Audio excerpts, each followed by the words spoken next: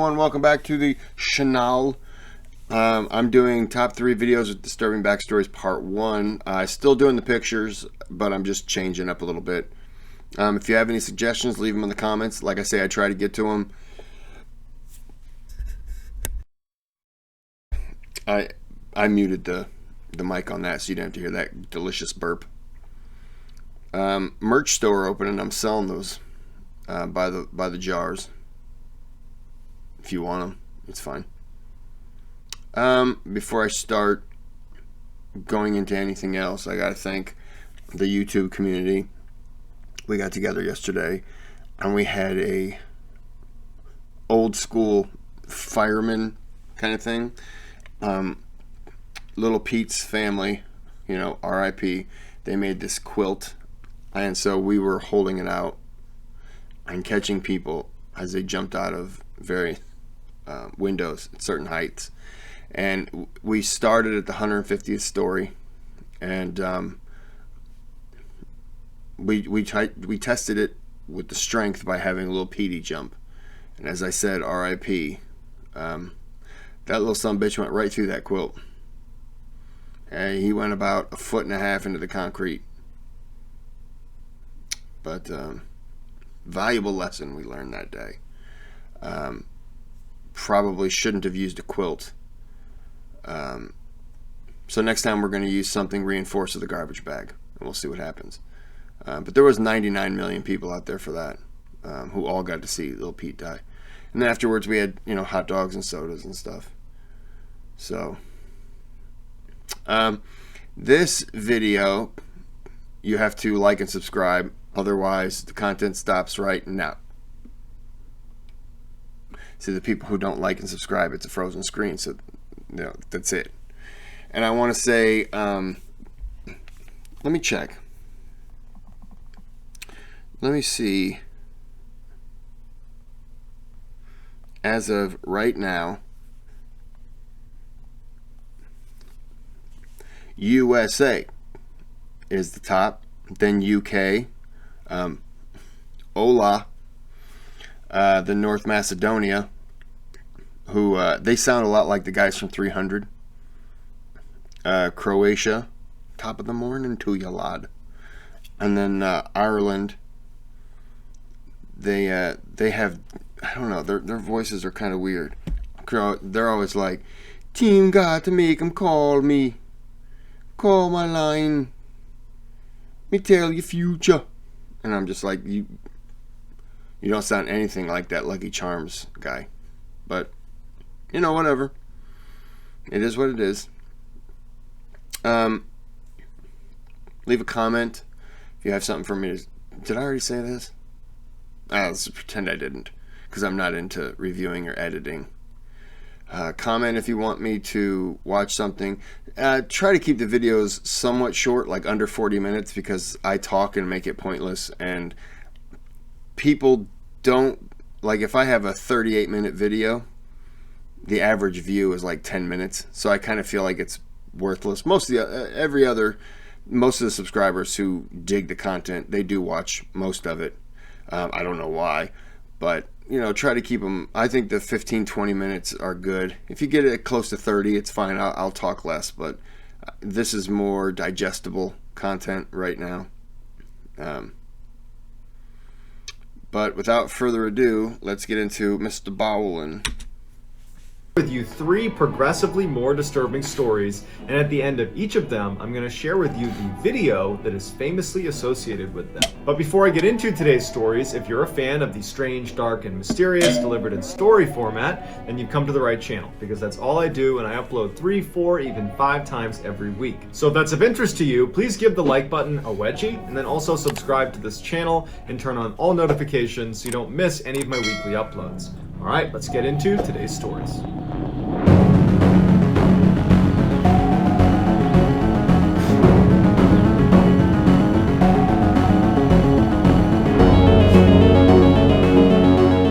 In July of 2016, a woman living in Chicago, Illinois named Jordan Baranskis opened her eyes and realized she had fallen asleep on the couch the night before. She looked up and the TV was still on, and then she looked down at the other section of the couch and her boyfriend Matt was also asleep on the couch. As much as she wanted to keep sleeping alongside her boyfriend, she had work that day, so she stood up, turned the TV off, and made her way upstairs to get ready. As soon as she got upstairs, the first thing she did is go into her bedroom and get her purse that she left on the foot of her bed. But when she got in the room, her purse wasn't there. So she leaves her bedroom and she starts searching all the rooms upstairs, and she can't find her purse. And she's thinking to herself, I'm certain I had it the night before. I remember rifling through my purse before going downstairs and starting to fold laundry before ultimately falling asleep on the couch. So after spending about 15 minutes looking for the purse unsuccessfully, and now she's starting to stress because she's going to be late for work because she can't find her purse, she goes downstairs and she wakes Matt up and says, hey, I gotta find my purse. I thought I left it upstairs. Apparently I didn't. Can you help me look for it? Matt rolls over. He doesn't really want to get up because he's pretty tired and he doesn't have work, so he doesn't want to wake up right now. And he says, well, are you sure you didn't leave it at the restaurant last night? I mean, if you already looked, it's probably not here. You want to just give him a call and see if you left it there? Jordan was immediately really annoyed by his reaction because she just wanted him to stand up and help her look for the purse because she had work and he could just go back to sleep. And so it started this argument between the two of them where Matt just wanted her to call the restaurant because he was convinced she had it there. And Jordan was like, no, I know I had my purse. I'm positive I had it last night before I fell asleep on the couch with you. So their argument begins to escalate a little bit, and that's when Jordan remembers that they had recently installed a Nest camera downstairs to monitor their dogs whenever they were gone. And she thought, we can just look at the footage on the Nest camera, we can see me walking into the apartment, and I will either have or not have my purse in my hand. And so Jordan opens up her app and she calls Matt over and they go back to the night before, right before they left for the restaurant. She's got her purse in hand, they leave the front door, and then several hours go by and they come back in and very clearly Jordan has her purse in her hand. And Jordan turns to Matt and says, told you so. And Matt's like, okay, fine, let me help you look. And as they're about to put the app down, she realizes on the Nest camera timeline that motion was detected at 3:30 in the morning when they were both clearly asleep on the couch. And so she calls Matt back over and says, here, look, there's motion detected at 3:30 in the morning. And they hit play. After the couple had fallen asleep on the couch with the TV on, a hooded figure emerges from their upstairs hallway and stands at the top of the stairs. He's to the left of my face. Oh, no. Woohoo. I'll be poking him right now. Man, this is difficult. He's right there. Top of the steps. I would point to the screen, but you don't see the finger. It's a nice place. I'd rob it. And just watches the two of them sleep. Before he left, he stole her purse along with a couple of other things from their apartment. And somehow this guy has never been caught and he's been given the nickname Creeper Ghost. Well, he was watching a free show. Edna Centrone was born on October 10th, 1954 in Puerto Rico, and she was brought to New York by her mother when she was about 5 years old. Edna's family had no money. Her mother, who supported her, was a clerical worker at the New York City Board of Education, where she would bring 2 boiled eggs to work every day so that she wouldn't have to pay for lunch. Edna's family lived in Lower Manhattan on Delancey Street, a neighborhood that was famous for waves of ethnic immigration. Edna had a tough childhood, but she would say she was loved and had enough. In 1987, Edna would meet her future husband, William. William had been visiting his brother at his brother's girlfriend's house in Upper Manhattan. When William walked into the kitchen, Edna was sitting there, and he was so struck with her beauty, he immediately left the room, found his brother, and said, "Who is that woman sitting in the kitchen?" And his brother would tell him that that was Edna. William went right back into the kitchen, and the two of them hit it off right away, and almost immediately they were dating. Every morning, William would leave his Brooklyn apartment and drive all the way to the north end of Manhattan. He would pick up Edna and then drive her to Midtown where she worked. And then he would fight traffic to go to his job. So it was just this horrible, horrible morning commute. But he loved Edna so much, he had no problem in the world doing it. Any chance he got to be around Edna, he was happy. A couple of months after they met, Edna would move in with William in his apartment in Brooklyn, and then 2 years later they would get married. They discovered that Edna was not able to have kids of her own, and so they talked about adopting, and they were really excited about it, but they kept pushing it off for financial reasons. Like a lot of other couples in their neighborhood, they both had to work multiple jobs in order to make ends meet. Edna worked Monday through Friday as an administrative assistant for Marsh & McLennan, which was a large insurance broker located in the World Trade Center. William was a doorman in an apartment building on the swanky Upper East Side. Monday through Friday, after he was done working as a doorman at about 3 p.m., he would go to Harlem, where he and Edna owned a small flower shop, and he would work there until 8 p.m. at night. And then over the weekends, he and Edna would work at the flower shop. For fun, they liked to drive north to Bear Mountain State Park, where they would meet up with friends and relatives for barbecues and cookouts. And anytime they had a little bit of extra money, they loved going to Atlantic City and spending a little bit of cash on the slots and then taking advantage of the free food that came with gambling. But more than anything, I don't gamble. Any of you gamble? Just never had an interest in it. I've only bought one lottery ticket my whole life. A $10 ticket, I won $2.71. I think that's why I don't gamble, because I don't see the payout. But I mean, you know, just the people who get it and hit big, it's, you know, that's cool. But I just don't. I blow my money on other things. I just don't spend it on lottery tickets. Else, William and Edna got the most enjoyment out of each other. They were madly in love and inseparable for all 14 years they were together. That even on their worst days, when they came home and things just weren't right, they would always sit down together and they would eat their favorite ice cream and watch their favorite TV show together. On September 11, 2001, William dropped Edna off at the World Trade Center where she worked. She made her way up to the 93rd floor of the North Tower where Marsh & McLennan was. She took her seat at her desk and began the day like any other day. At 8:46 a.m. that morning, a plane that had been hijacked by Al-Qaeda terrorists intentionally flew into the North Tower, crashing into floors 93 through 99. Everyone on board the plane and hundreds of people inside the towers where it was struck were killed instantly. Edna survived the initial crash, but she, like everybody else who was at floor 92 and up inside the North Tower on 9/11, were all trapped. Shortly after the crash, a cameraman on the ground was filming the impact site on the side of the World Trade Center, and they inadvertently captured Edna Centrone coming to the edge, clutching onto a metal girder, and she appears to be waving as if she's hoping someone is going to come up here and save her. But of course, there was no way to get to her, and she, like so many others that were trapped inside of the Twin Towers, had to make the terrible choice of waiting for the fire to consume me or jumping out this window. We don't know what her final choice was. However, we do know she was one of the 2,976 people who lost their life during that terrorist attack.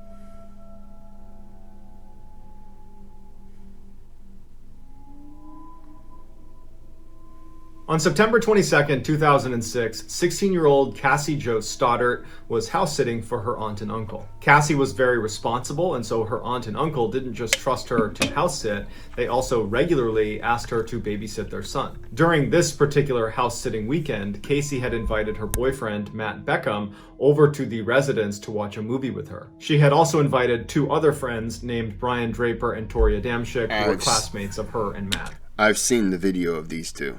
And so while the four teens are watching this movie, Brian and Tori kind of awkwardly stand up and announce to the other two that they don't want to watch a movie on the TV, they want to go watch a movie in the movie theater, and they promptly leave. Cassie and Matt thought it was a little bit odd that they would come over here specifically to watch a movie with them, only to say, we don't want to watch a movie with you guys, we want to watch it in the theater. But they didn't think much of it, and they stayed to finish the movie. Unbeknownst to Cassie and Matt, when Brian and Tori left, they actually looped around to the back of the residence and unlocked the basement door so they could quietly re-enter later, because these boys had been planning to do something absolutely horrible to Cassie, and they planned on doing it that night. Brian and Tori idolized serial killers. When Brian and Tori happened to watch the movie Scream together, which is a popular horror movie where this masked villain sneaks into teenagers' homes and terrorizes them, They decided that that would be the way they gained infamy. They would reenact the murder scenes from the movie Scream, but in real life. Shortly after this revelation, they begin filming themselves as they come up with their big plan of how they're going to break into someone's home and what they're going to do to them. And at some point on camera, they would say that they've identified their first victim, and it's going to be Cassie Jo Stoddard. They just needed to wait for a time when she was going to be alone. And when they found out she was going to be house sitting over that weekend in September for her aunt and uncle, they put their plan into motion. But when they showed up and Matt Beckham was there, Cassie's boyfriend, it kind of screwed up their plan. And so that's why Brian and Tori had stood up and said they were going to go watch a movie at the movie theater, because what they really wanted to do was come back later when Matt wasn't there anymore so they could attack Cassie. So Brian and Tori leave, and they do go to the movie theater, and they do buy tickets because they figure this is a great opportunity to create a solid alibi for themselves. But they don't stick around for the movie. They get back in their car and they drive around and film themselves excitedly talking about how great it's going to be when Cassie's all alone and they can attack her. After a couple of hours of driving around, they can't wait any longer, and they figure that Matt must be gone by now. They park at the end of the street, they get out, they put on their masks and their gloves, and they sneak around to the side of the house where there was that open door that Brian had left. They open it up and they go inside of the residence where Cassie was, and they can hear upstairs that Matt is still there. Brian and Tori at this point felt so committed that they just said, you know what, we're gonna have to kill Matt too. So straight out of a horror movie, Brian and Tori hide in the basement wearing their mask and their gloves, and they've got their knives, and they start making all this noise to try to get Cassie and Matt to come downstairs to see what's making all the sound. But it doesn't work. They don't come downstairs. So the next thing they do is they go to the circuit breakers and they cut the power to the house, hoping that Matt and Cassie will come downstairs to try to turn it back on. But again, Matt and Cassie stay upstairs. And so Brian and Tori turn the power back on and just continue to make sounds in the basement in hopes that Matt or Cassie, or hopefully both, would come downstairs so they could live out this fantasy.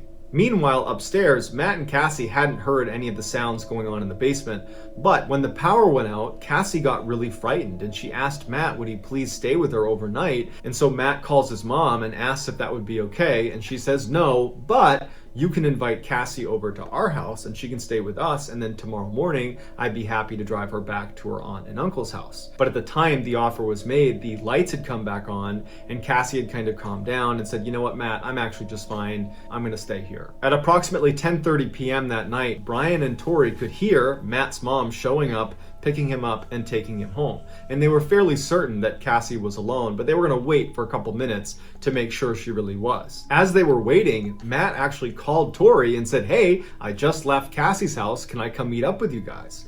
And Matt would later tell police that he couldn't really understand what Tori was saying. It was like he was whispering. And so Matt assumed that he must still be in the movie theater watching the movie, and Matt kind of gave up on the idea of meeting up with them and ultimately just hung up. And so after Tori got off the phone with Matt, he turned to Brian and said, she's alone. Matt just said so. Brian and Tori turned the power off once again and then walked up the stairs and slammed a closet door in hopes that it would entice her to come into the basement. But it didn't work because Cassie was horrified. She heard the slamming door, the lights are out and she's all alone, and so she's huddled up on the couch, terrified. So Brian and Tori, frustrated they can't live out their fantasy exactly the way they wanted to by attacking her in the basement, so they go upstairs, walk into the living room where Cassie is huddled on the couch, fearing for her life, and they proceed to stab their friend to death. After the murder, Brian and Tori ran from the house, got in their car, and the first thing they did is they fired up their video camera and they filmed their excited reaction to ending Cassie's life. Brian and Tori believed they had a solid alibi because they had those movie tickets, but after Cassie's body was discovered just a couple of days later, the police immediately went to Matt Beckham, her boyfriend, and started questioning him, and he immediately said, well, Brian and Tori were the only other two people that were with us that night. The police go to Brian and Tori, and under intense questioning, Brian and Tori would confess to what they had done. They were convicted and given life sentences without the opportunity for parole. Here is some of the video footage that was found on their camera. We found our victim, and sad as it may be, she's our friend. But you know what? We all have to make sacrifices. Our first victim is going to be Cassie Stoddard. She's going to be alone in a big, dark house out in the middle of nowhere. How perfect can you get?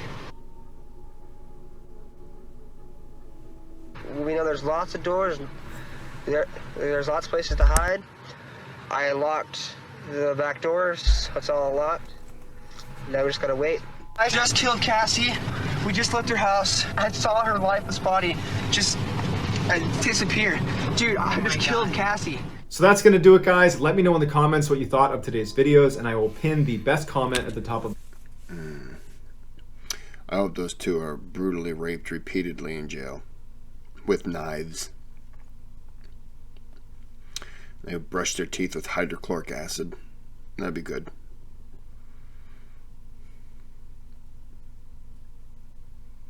Nothing annoys me more. I can tell you, if that was my daughter, I would have killed at least one of them in court. I would have went for the other one too, but I would have gotten at least one of them.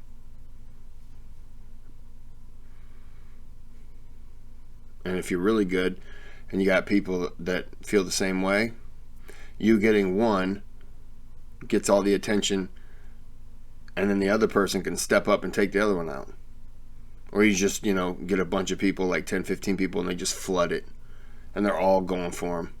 You might be stabbing each other. Yeah. Sometimes I think whole generations should be wiped out for just stupidity. If those kids were older and they had kids, their children should just be wiped out. We can't run the risk of having these names floating out in the ethos. You just got to get rid of them.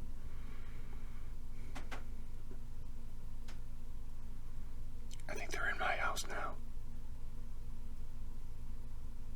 I got to go check it out.